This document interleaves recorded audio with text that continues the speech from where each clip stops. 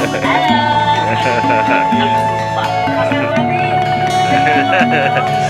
bersama silang.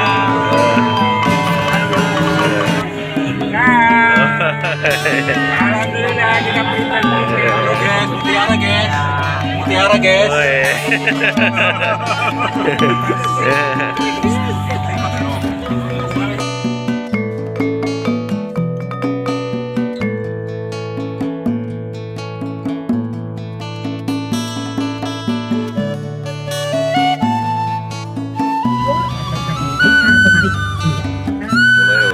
Selamat pagi guys, hari ini hari Rabu tanggal 8 Februari 2023.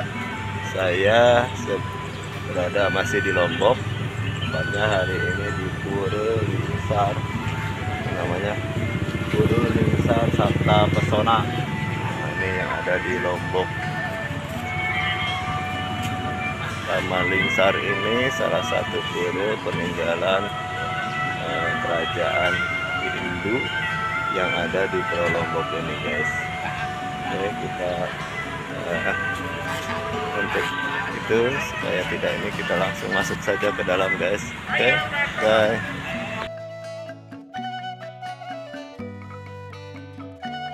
Selain wisata pantai di Pulau Lombok, kita dapat mengunjungi keindahan yang namanya Pura Lingsar. Nah, ini Pura Lingsar ya yang ada di Lombok.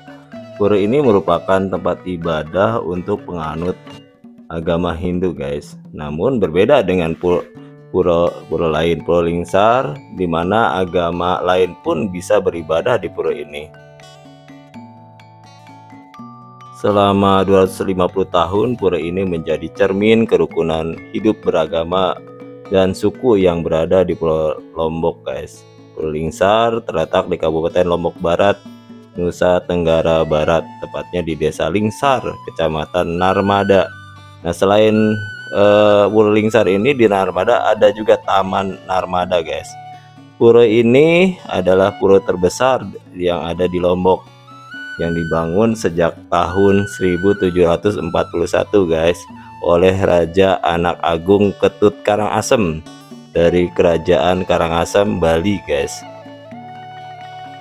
Seperti namanya, pura ini adalah tempat ibadah umat Hindu. Namun uniknya di pura ini, umat Muslim bisa beribadah di tempat pura ini yang letaknya bersebelahan dengan pura utama, yaitu Pura Lingsar. Mana kabar semuanya? Ya. Ya, today history, tomorrow become history, last day to history. Ya, sekarang kita berbicara tentang sejarah. Besok menjadi misteri dan hari terakhir simpan historinya. Misalnya kembali ke daerah ibu bapak masing-masing, ya bisa divaksin sama keluarga atau kerabat yang ada di daerah ibu bapak masing-masing ya. Oke, nah sebelum kita memasuki tempat yang kita kunjungi, saya akan menceritakan beberapa hal tentang sejarah Pura dan Kemali Lingsar. Nah, di sini yang unik perpaduan dua etnis Hindu sama Muslim. Nah, di dalam nanti kita akan menjumpai dua budaya yang berbeda dan tiga tempat. Nah, yang sebelah atas, bangunan yang sebelah atas untuk agama Hindu yang didirikan 1714 sekitar 350-an tahun. Nah, digunakan untuk hari-hari besar umat Hindu, Galungan, Kuningan, Saraswati, Odalan. Masih digunakan sampai sekarang, pura terbesarnya di Lombok dan tertua. Dibikin oleh Kerajaan Agung Ngurah Karangasem, Bali. Nah, itu bikinnya Raja Karangasem ya. Nah, karena Raja Karangasem itu tidak puas mendirikan satu pura, didirikan dua pura, dia adalah Pura Meru. Sudah pernah Pura Meru semuanya belum pernah? Nah, berjarak dari sini sekitar 9 km, nanti Anda akan berjumpai di sentral kota Mataram. Nah, NTB dibagi menjadi 2 pulau, Lombok, Sumbawa, dan 8 kabupaten. Yang 4 ada di Pulau Sumbawa, yang 4 ada di Pulau Lombok. Lombok Timur, Lombok Tengah, Lombok Barat, dan Lombok Utara. Kotanya Mataram. Nah, di mana Raja Karangasem itu mendirikan Pura Meru, dikenal dengan 3 pagoda, artinya 3 sanggar yang melambangkan Wisnu, Brahma, Siwa. Nah, itu yang didirikan 1720. Nah, setelah itu level yang ketiga barulah didirikan Pura Salasa yang ada di Narmada, kan ada air minum Narmada ya. Itu level yang ketiga. Nah, karena di mana Raja Agung itu mendirikan pura yang diambil namanya dari Sungai India, namanya Sungai Kalasung, pura itu dinamakan Pura Salasa ya, yang didirikan 1805. Nah, setelah Raja Agung usianya sangat tua tidak bisa mendaki Gunung Rinjani, makanya dibikinlah miniatur di sana. Miniatur Gunung Rinjani dan Seberanak. Ya, miniaturnya didirikan 1727 baru dinamakan Narmada. Nar artinya istana, Mada diartikan air. Istana air dari sini sekitar 5 kilo. Nah, level yang keempat barulah dirikan Pura Mayura. Misalnya ibu bapak ke Pura Mayura di sebelah utara Pura Meru. Nanti Anda akan menjumpai balai kambang. Nah, balai kambang itu digunakan untuk mengadili orang atau mengadili perkara. Nah, tapi konon ceritanya sebelum namanya Mayura, dulu namanya Taman Klepok ya, seperti suara burung. Nah, karena derasnya air di tempat itu dan didatanglah burung merak dari Palembang. Makanya Taman Klepok diganti menjadi Mayura.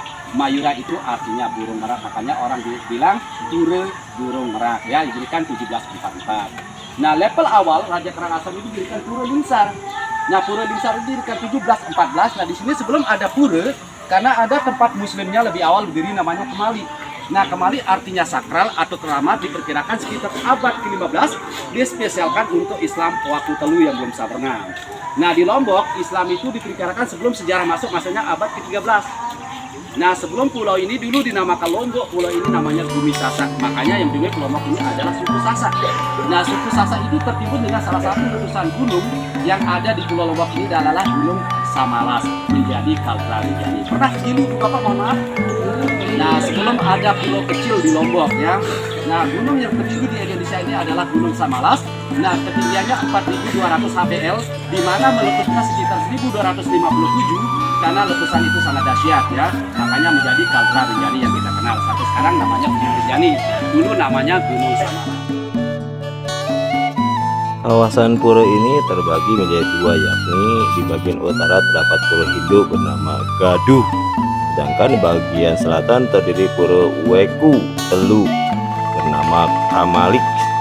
Penampilan wajah komplek bangunan ini secara umum tidak jauh berbeda dengan komplek pura di daerah lainnya. Pada gerbang masuk komplek pura ini terdapat Candi Bentar atau gapura kembar berbentuk segitiga siku berwarna khas merah bata. Cuma anehnya agak tinggi sebelah, ada yang tinggi dan sebelah kanannya lebih pendek dari sebelah kiri. Nah, mungkin itu ada filosofi sendiri guys. Nah, di halaman tersebut terdapat dua kolam kembar yang dipisahkan oleh jalan lurus menuju Candi Bentar lainnya, yang mana pada sisi jalan terletak bangunan utama pura yang disebut Pura Gaduh, sorry guys. Di sisi kiri pura ada namanya Kamalik, atau yang dalam bahasa Sasak berarti tempat suci atau keramat. Di dalam Kamalik terdapat kolam mata air. Bersebelahan dengan Kamalik adalah pesiraman atau tempat mandi berupa pancuran yang mengalirkan air dari Kamalik guys. Nah, ini adalah mata air yang keluar di depan Kamalik itu sendiri. Nah, ini menuju ke atas guys, ke Bentar atau gerbang utama dari Candi Lingsar ini. Nah, seperti ini kondisi gerbang atau Bentar dari Candi Lingsar ini. Di sini ya, yang menariknya adalah umat Hindu dan Islam bergantian menggunakan pura untuk kepentingan beribadah tanpa ada tubrukan yang mengkhawatirkan. Jadi apa namanya guys? Konsep toleransi guys. Kita tanyakan lagi ya.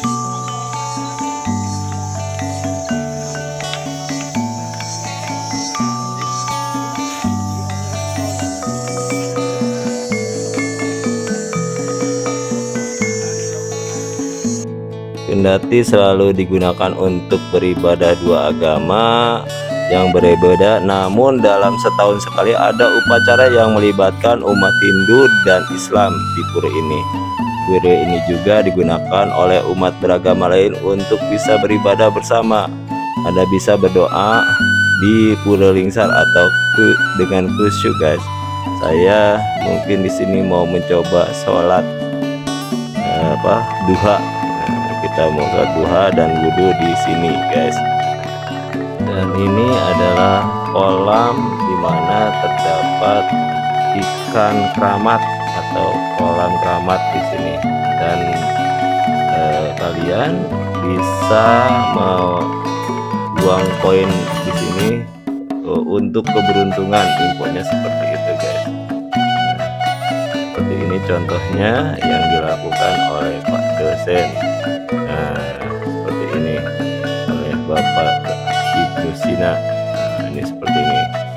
Nah,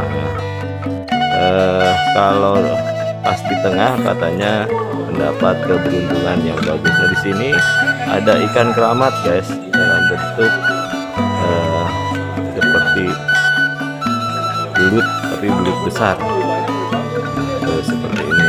Nah, ini kurang tengah, masih di sisi. Ini ya percaya nggak percaya silahkan.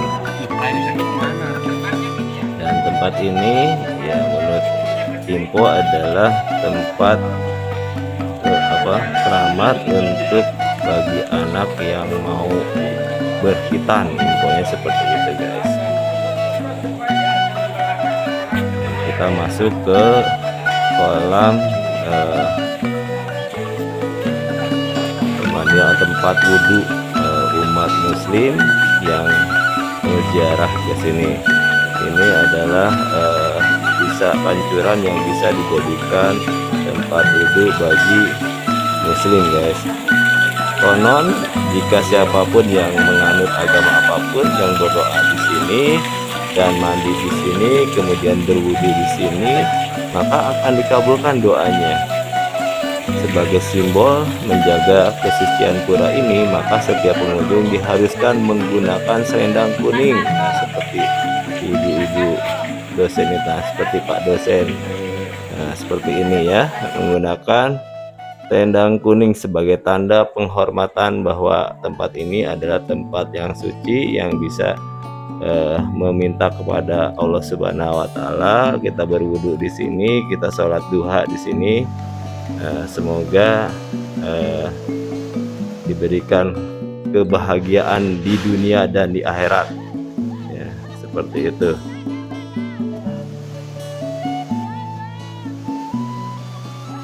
Dalam perkembangannya sebelum ada Pura Lingsar ini, ajaran Islam sudah berkembang, tapi belum sempurna. Makanya ada namanya disebut dengan ajaran Islam Watu Telu di daerah Lingsar ini.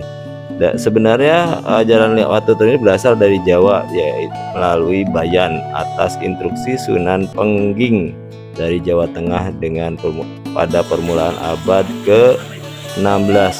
Islam waktu telu ini adalah sinkretisme Hindu dan Islam. Sumber ajarannya berasal dari ajaran Sunan Kalijaga guys. Sinkretisme ini adalah kepercayaan mistik, merupakan kombinasi Hindu Adwaita dengan Islam Sufisme dengan ajaran pantaisme. Nah, seperti ini. Nah, seperti ini guys modelnya untuk minta kepada Yang Maha Kuasa. Nah, seperti ini. Sehingga animisme masih berlaku terus dan mistik di segi agama bisa terima secara sukarela oleh penduduk Lombok yang masih paham animisme waktu itu guys. Ini penjelasan dari Dr. Sugianto. Kondisinya harus di sini dulu. Kita dihitung berdasarkan yang warna kuning atau gitu. Ya. Maksudnya apa tuh Pak? Jadi disakralkan kalau mau anak kecil yang akan sunat harus ke sini dulu. Oh gitu. Ikan itu apa Pak? Batu. Batu yang disunat. Yang diyakini.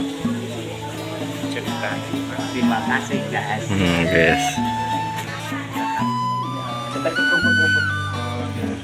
Panjang. Tuh balanya tuh. Nah, nanti kalau sudah tidak diambil ini dia keluar kepala besar matinya di sana. Ada yang kali terus panjang. Nah, ikan keramat ya guys.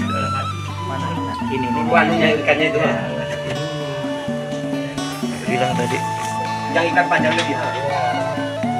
Tapi ikan manjang itu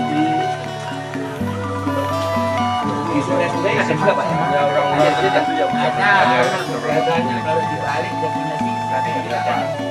Yang ini. Kalau yang di sungai-sungai Nggak ada bolong.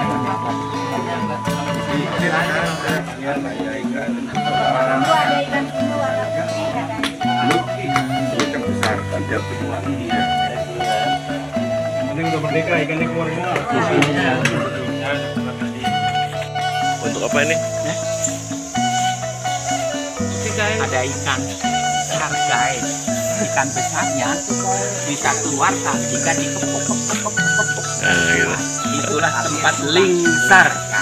Lingsar dari kata suara ling, suara dan sar aida. Ini ajaran ilah yang disebut dengan namakan watatelu. Menurut ajaran Hindu, orang yang beragama lain tidak boleh dipaksa menerima ajaran agama Hindu, tetapi yang dipaksa oleh Raja Bali adalah ajaran yang bahwa semua harus berterima kasih kepada Tuhan yang dengan agama dan kepercayaan dengan cara masing-masing. Terima kasih guys, asal like, komen, dan subscribe-nya. Assalamualaikum warahmatullahi wabarakatuh.